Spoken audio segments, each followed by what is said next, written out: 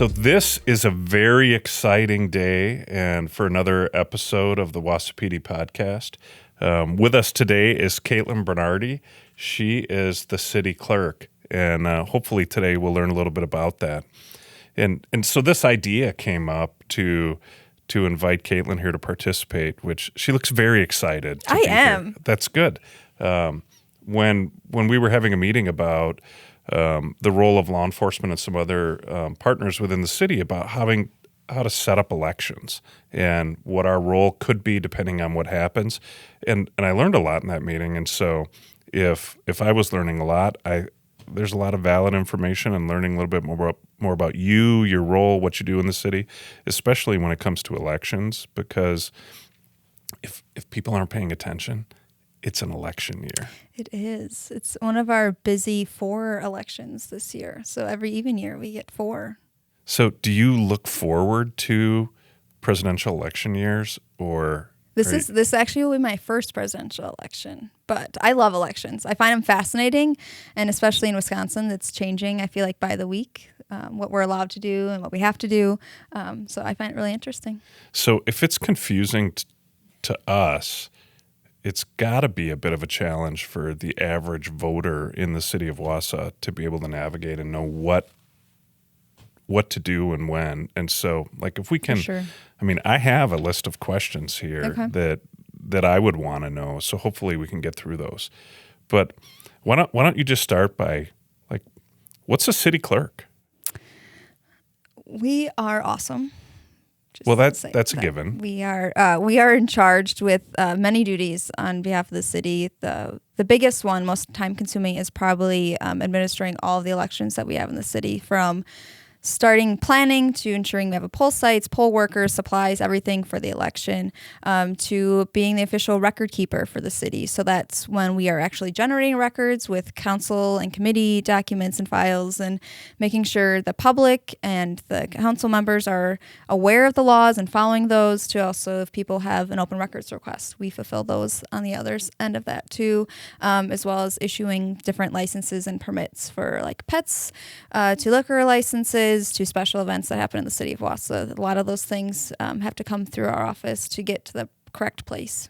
So you say your office. How many staff members do you have working for the city? Yeah, so we fall under the customer service department. So it's the clerk and the finance director / treasurer that are in there. So it's myself and a deputy clerk, and then we have 5 admin assistants who help with that. And then there's also the finance side that help kind of keep track of all the money that comes in and out of the city. Make sure that we get paid on payday. Right, that's very important. So what I'm hearing you say, and I kind of know this, like, when we go to a city council meeting, you're sitting up amongst the council and you have multiple computer screens in front of you, and hopefully not for much longer, but yeah. And everything that's going on, when there's motions, when there's resolutions, making sure that things get adjusted and get recorded and tracked. Mm-hmm. That's your job. Yeah, we are in charge with keeping the official record for the city of what happened, what ordinances were made and why, and who voted for it and against it. And if there are specific amendments, which sometimes alders, they'll just rattle off and it's like, ooh, I didn't quite capture that. Can you please repeat that? Because we need, that to go and, the actual legal document that either, binds the city or staff to carry those things out. And at the same time, if I need to pay my taxes, license my dog or cat, or pay a fine or forfeiture, those are all individuals coming to the city clerk's office to be able to do that business. Yeah, like our different admin assistants, they are essentially like the one-stop city receptionist for the city, where they have like 8 different programs up every day to help people, whether it's their taxes or their licenses, or if they need to take out like a burn permit or a construction permit, they typically have to stop in our office either to start or complete that process. Awesome. So you mentioned one of the most time-consuming things is setting up for elections. When I go to vote, I think I take it for granted that I show up, there's some people there, and they hand me a ballot after asking me a bunch of questions, and I go with my Dixon Ticonderoga 1322 soft lead, number 2 soft lead, and You use pencils? I used to. Now it's black pens, I think. Yeah. I just wanted to be able to talk about my It's like, favorite I pencil, don't know, which is that's the law. I my have to favorite look into pencil it. is the Dixon Ticonderoga Okay. 1322 soft lead. So I take it for granted that this process that I go through, which is kind of cumbersome, you're going, at least for me, it's stop at all these different locations and provide them with stuff. But that doesn't happen. That just doesn't show up. So who are these? Like, those are poll workers. Are they volunteers? No. In the city of Wausau, we actually hire each poll worker as an employee. So they get paid for each hour that they work. And they have to complete a training most times before each election, to ensure that they know the latest, Wisconsin laws and that they know the proper procedure to help people get in and out of the poll site smoothly. So are you always looking for poll workers? Yeah. I think we're in a good spot for August. It's going to be a lower turnout election for that partisan primary. But for November, it's going to be all hands on deck. So if there's anybody listening to this and they're like, that seems like a lot of fun. It's an opportunity to go sit down with other people, participate in government and something as important as an election. Where should they go? Yeah, you can go to the City of Wausau website, so wausauwi.gov, and if you go under employment opportunities, you can apply to be an election worker there. Also, feel free to send me an email too that they're interested, and then we can kind of look out for that application that comes through. But we have a couple different shift options if people want to work the full day or if they don't want to work from like 6 a.m. to 2 p.m. or 2 p.m. until done.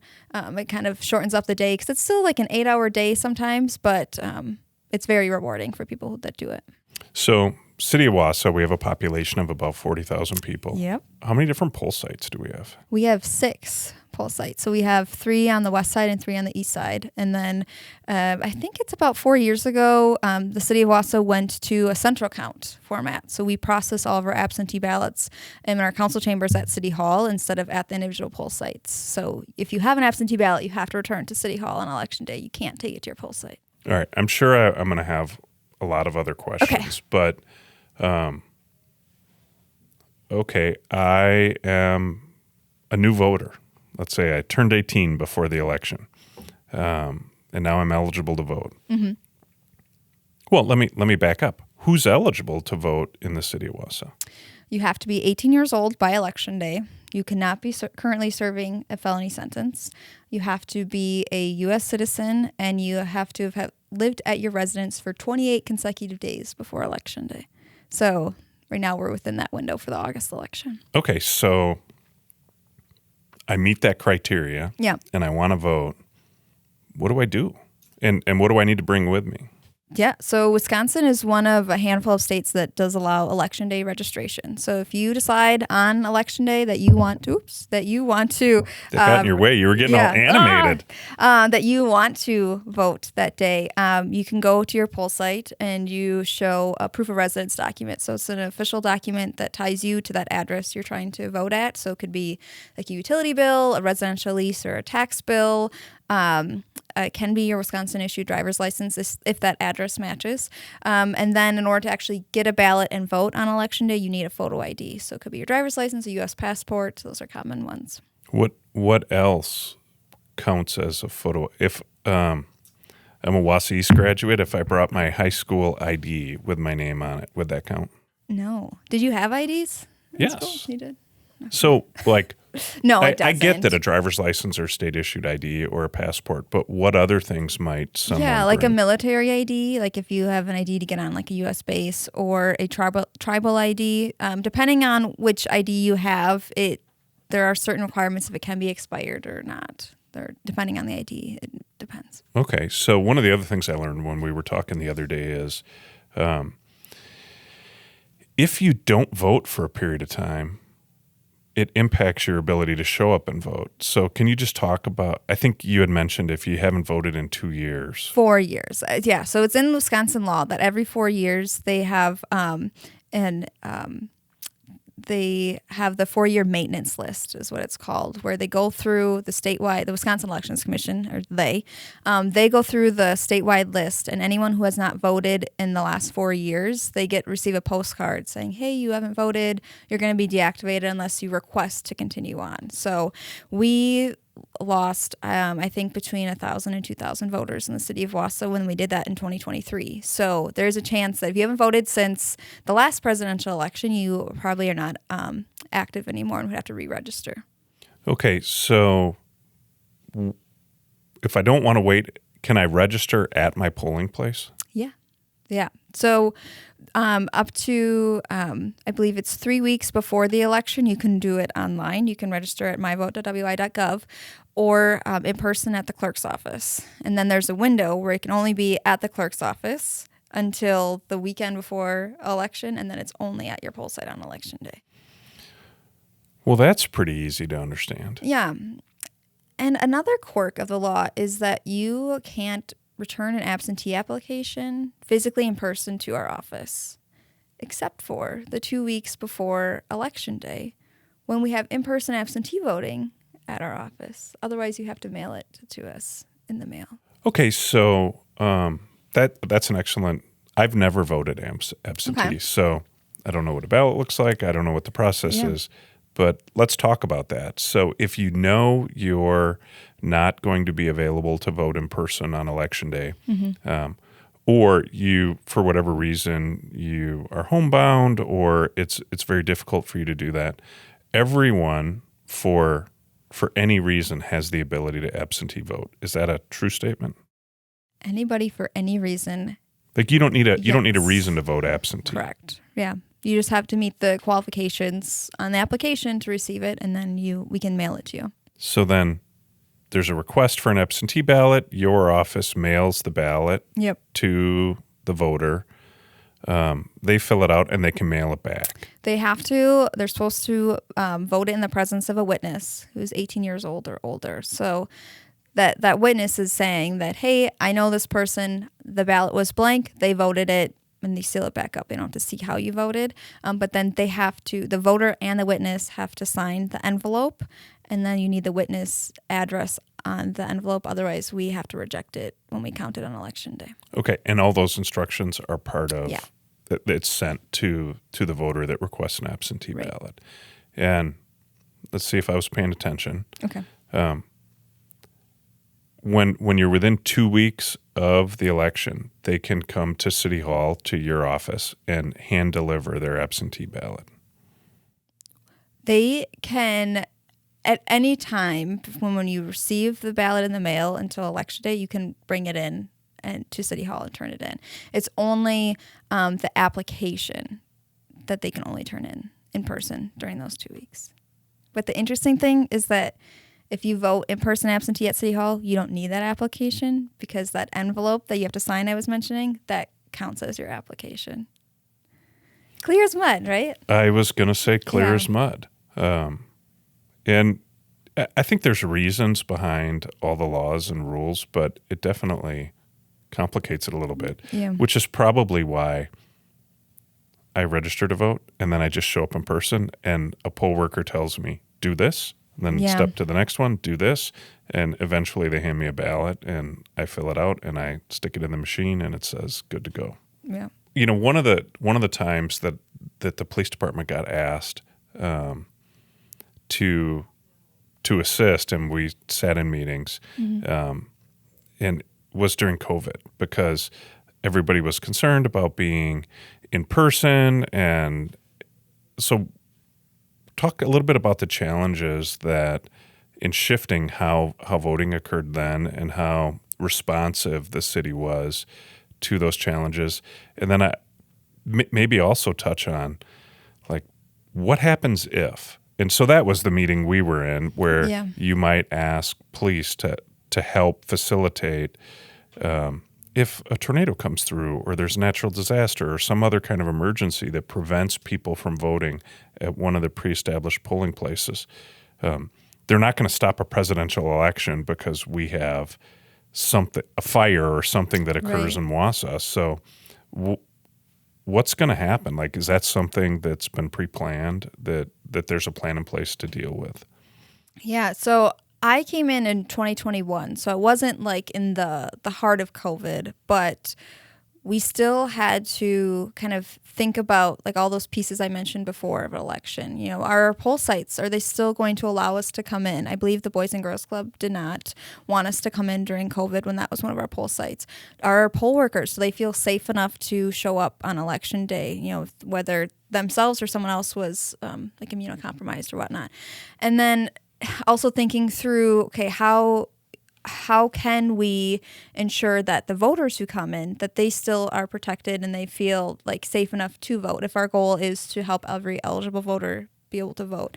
And so, you know, the staff at the time kind of went through that same process that we do when, like you mentioned, planning for other events. You know, we do have a plan in place, and we try to work with other partners to kind of think about those different scenarios. But, you know, the big things are, okay, what are we going, you know, what's our plan B? We always need a plan B for it. And then how are we going to tell people about that plan B? You know, what, like anything with city or most businesses right now, like the way that we communicate with our residents is changing. And so we need to change with it too, to make sure that we get that information out to them. I mean, what we're doing right now is relatively new.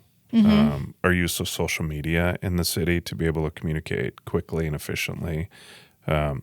Yeah, we saw that the police department has like 50,000 Facebook followers, and like our City of Wausau Facebook page is embarrassingly much lower than that. Is not 50,000 yet? No, you are leading fire. I mean, and then you know, DPW and then us. There have been and you never know what it's going to be that causes a giant jump. Some of the things that seem to go viral, where we can look at a post that we've made where 1 million people viewed it. We might not expect it to be that. When I accidentally hit the mayor in the back of the head with a snowball, that went viral. And there's other times where we think like this is great stuff, and then nobody cares. Yeah. I mean, you might be that deer video. Within a couple weeks, you might be an internet sensation. Oh boy. You'll be the face of voting. I don't know if I want that. Uh-oh. Well, but, you know, once that ship leaves the dock, I don't know what we're going to do about it. Yeah. Hey, so one of the things that we talked about is the goal is that voting, which is a right, it's how our government works, should be as easy and painless and as possible. And so there are laws that are put in place. Like, I don't want someone telling me who they think I should vote for at my polling place. Yeah. And that's one of the things that if people are in violation of the law, the potential is that the police department get called, and we need to try and go mitigate that situation. So can you just talk about things that are put in place at polling places only on the day of a polling place that there's an election taking place, things you can't do so that, you know, and we talked about lots of examples of that, but like, who are the people that are, what's a election observer? What are the rules for them? Why do they get to be there? And then, you know, what are the things that if a voter sees this, they should be reporting so that we can make sure that our polling sites are not in violation? Yeah, so there are different, you know, pieces to that, you know, starting maybe with the election observer. All of our elections are open to the public. People can come in and watch as long as they are not interfering with the process. At the end of the day, like, that's the bottom line. But we have the category of election observer can be, you know, I just want to watch how the election works. It could be a representative from a political party making sure that the rules are being followed, or it could be like media. They can come in and they can take video or whatnot of the poll sites. So those, like, that's designated. There are specific rules on how close you can get to that process or not. And also, you know, a big thing is that we can't have electioneering in the poll site. So like Wisconsin law lays out, you know, 100 feet from the entrance of the door on public property, you can't electioneer, or you can't, you know, try to persuade other people how they should vote, or, you know, just be very vocal in favor or against a candidate, or, you know, intimidate people to vote for or against a candidate. And that is laid out, and we instruct our poll workers, you know, if someone just has, you know, like their campaign hat or button on, and they're not trying to influence anyone else, like, just get them in and out let them exercise the right to vote and get them out of the poll site as fast as possible. But if it starts, they're talking to the people around them, about, in favor or against a candidate or a party or a platform, then that's where you would get other people involved to help end that. So if I'm standing in line at my polling site and I engage in a conversation with someone where I'm telling them what I think about the candidates, that's probably bad. Yeah, we'd probably have our poll workers probably tell you to hold that conversation until you leave the poll site. Okay. Anything else people should be aware of about just appropriate behavior in a poll site, or what the expectations are? I think that vast majority of people right are being friendly and want to get in and vote, and if you're standing in line, to not stand there silently. But I want to make sure that if somebody watches this, there's clear expectations set at what they can and can't do. Yeah, and I think we have about 200 poll workers that are hired by the city currently, and they are residents of Marathon County. They are people too. They have been trained, and they are there to try to help people be able to vote. So I would listen to their directions and guidance, because they might be trying to move you to a different line to help you get through there faster. They're not trying to intentionally separate you from your partner or cause you inconvenience, but they're trying to help you. And similarly, if you do see something that you don't think is being done right or you question it, like we have our chief election inspectors that are in charge of the poll site on election day, and feel free to bring those concerns up to them. They also, appreciate that and want to help people understand the process better. So, based on my tenure here at the police department, I can't think of a time that I as an officer have been called to a poll site to address. So, like many of the things people might hear nationally or concerns, Wausau's got a pretty good track record of not having significant issues at our polls. Knock on wood here. Okay, yeah. We got two elections yet. Yeah. But my point to that is our elections generally go pretty smoothly here. And so we don't normally have to escalate them to the police department. It's different instances, where they think that, there was one guy in April who thought that we were using an illegal ballot, even though it's completely false. It's different disruptions and demands like that happen. And your poll workers do a great job of resolving those concerns. Mm-hmm. I don't know the answer to this question, but how good, for lack of a better term, is the city of Wausau at voting? An ideal state would be everyone eligible to vote participates in elections, right? 100% participation. That's likely not ever going to happen here, but what's a good turnout? What's a low turnout? What's a high turnout? What leaves you saying that was a great election? So I'll step back and say that, like you said earlier, we have about 40,000 people in the city of Wausau, and we hover around 20,000 registered voters. It fluctuates daily. People register or are inactivated for different reasons. So based on the estimated population of people who are voting age eligible, so 18 or older, there are about 10 to 12,000 people in Wausau that could be registered to vote and just aren't. They don't vote. So that makes me so sad that I want to help get those people registered to vote, to have a say in their government that happens around them. But for April, we had a great turnout. We unfortunately ran out of ballots at multiple poll sites because we had such a great turnout, and that was about 62% based on what we were planning for. I'm anticipating for November, based on the November 2020 election, that we'll have close to 100% of that registered voter turnout. So about 18 to 20,000 people voting in one day, which is crazy when you think about how many of those people that have to get in and out of a poll site in those 13 hours. So when you are trying to figure out where the poll site's going to be, all the logistics, how often are there court cases or changes in the law that impact how you do your job and how you set this up?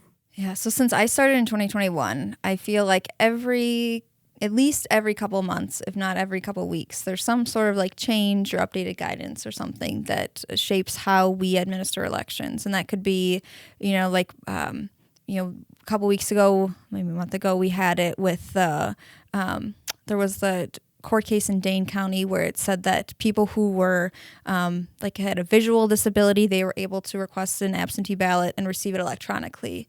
We still don't have guidance yet from the Wisconsin Elections Commission on how to carry that out, but we'll be in charge with actually doing that, and we have to follow that. And so that, we have a great, the Wisconsin Elections Commission does a great job of handing out that guidance and answering clerks' questions, as well as our Wisconsin Municipal Clerks Association running ideas off of each other, and then just like our metro clerks around the Wausau area that bounce those ideas off, because it's constantly changing. So you mentioned the Wisconsin Elections Commission, right? Yeah. Like, who's that? There are 6 commissioners. I believe there are 3 that are appointed from 3 Democratic appointees and 3 Republican appointees. Some are appointed by the governor, some are appointed, I think, by the legislature. But they are tasked with kind of interpreting the Wisconsin state statutes and putting that into guidance for local elections, because we do have, Wisconsin is the most decentralized election administration, where each municipality is in charge of running it, whereas a lot of other states it's at the county level, where there are fewer people who are making all those decisions. And so they're in charge with kind of telling us what to do and what not to do. So even outside of Wausau, we talked about your role, what's the role of the county and the townships? So the townships, they would do the same thing that I do. So they, from the smallest town in Wisconsin, do you know what that is? I don't know what that is, to the size of Milwaukee. We all have to follow the same election laws at the municipal level. But then the county, they kind of oversee the elections for the county, but they create our ballot proofs and print all the ballots for each municipality. They help secure and maintain all of our election voting equipment. And those are the big tasks, as well as our public tests we have to do beforehand and our audit we have to do afterwards. So the machine that I put my ballot in that reads it, who's in charge of the machine? The city or the county? We own the machine. The city owns the machine, but it's up to each county which type of machines they want to use. They all there are certain, there's a handful of manufacturers that they have applied that they want to supply equipment for Wisconsin elections. That Wisconsin Elections Commission, they run them through different tests and make sure that they meet all of their requirements. And then from that list, each county can decide which equipment they want to use inside in that county.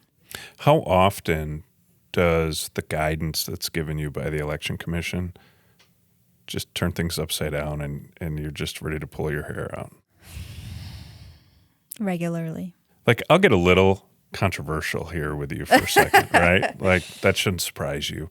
But it seems to me there are hot button issues in elections that are really polarizing, either through political parties or people have really strong feelings about. And sometimes it seems to me that the guidance for you is very clear cut. Here's what you're going to do, and that's the rule or the law, and that's what you follow.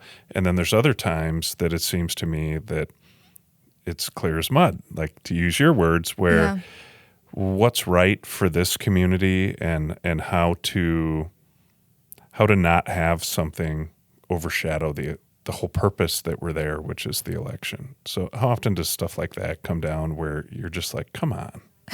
Because that's where I'd be. Yeah. I do firmly believe that every clerk who's in my position, that we are doing the best that we can to ensure a free, safe, and secure election. Whether that's reading the guidance from the Wisconsin Elections Commission, attending trainings, asking questions, training our poll workers to make sure that we are following the law appropriately. And it can be frustrating and disappointing, and also make us work harder when we are put in those controversial situations where, people feel strongly. I don't know how many hours I've spent, trying to explain that absentee ballot process to people to help ensure that I can't just, dump 100 ballots into our account and they're just in there. I've spent a lot of time, and I know other clerks have as well, to try to ask questions to get more people at the table to try to come to the best conclusion. I mean, do you feel like we have a good system in place right now? I do. I think, it can be complicated, but it, kind of finding that balancing test between making it easy for people to be able to vote, but also ensuring that these requirements are met that we all agree on should be met for people to be able to actually cast their vote. Do you guys get to have input in, like, at any point in time, does the state ask the people that are actually doing, like... Yeah. So what's your official title, like High Supreme Commander of Elections? I wish. No, it's not. I'm the clerk. We exist to assist. So are you the election administrator? Like, is there a title to what you do? Yeah, I'm the election administrator for the city of Wausau. Okay, and I'm glad you're in that position. And would you want to trade? I don't want your job. I wouldn't want to trade jobs for a day. I've said to you before, I don't know how you sleep at night. We can trade on a Saturday. Yeah, there you go, when City Hall's closed. So if I move outside of the city of Wausau, so I'm no longer, as the High Supreme Election Commander, I'm no longer your responsibility for my vote. Yeah. Is there something I should be doing to notify you or your office that I'm no longer going to be registered to vote in the city of Wausau, and then in order to go register to vote somewhere else? Like, if you are moving to any other place in Wisconsin, you don't have to notify us, because if you re-register to vote, say you move to like Weston and you re-registered to vote there, you would be deactivated here in Wausau because of our statewide voter database that it communicates across municipality lines to update that automatically, which is really nice. All right. So you said if you move somewhere else in Wisconsin. Yeah, because it's our statewide. What if I leave the state of Wisconsin? Is your intent to return certain? Well, I mean, let's just say my job, I relocate or move to a different state and I register to vote there. Do I need to notify Wisconsin? So Wisconsin is also a part of the ERIC Movers program, where quarterly, if the state gets information that you maybe like took out a lease or you signed a lease elsewhere, it would flag us and you'd be put on a movers list and receive a different postcard. And like, you're going to be inactivated unless you respond that you want to continue your registration. So there's that check in there. So in short, no, we don't have to, but you will stay active until we get information that you are no longer active. Does anyone ever reach out to you and be like, I'm moving, I don't need to be registered to vote? Sometimes, but usually by that point they're already inactivated because they were registered someplace else. Honestly, that usually when people think about it, they're already registered someplace else. Okay. I think we've gone through my list of questions. What about voting didn't we ask about, or didn't we get the chance to talk about? One thing we haven't talked about is like high schoolers. If you can actually, if you're 16 years or older, you can actually be a poll worker at the polling site that serves your house or your district, that people can, get involved in that process already in high school, and you only need your parents' permission or else your high school principal if your grades aren't up to snuff. But so we get some poll workers that aren't even old enough to vote, but it gets them engaged in the process. Right. And they can't be chiefs, so they can't like be in charge of their poll site, but they can help, direct people, check people in and whatnot. The other thing is that in the city of Wausau this year, we started using badger books at all of our poll sites. So have you used that when you voted? I'm not sure if your municipality uses it. Well, I don't know what a badger book is. It's an electronic poll book, which we actually do a video on our website that Ethan did. That's very informative, that other municipalities have used in their training. But anyway, it is an electronic poll book. So it's the machine that you would check in or register to vote. You can check in to vote at, and you can register to vote on it. You can't actually mark your ballot on there.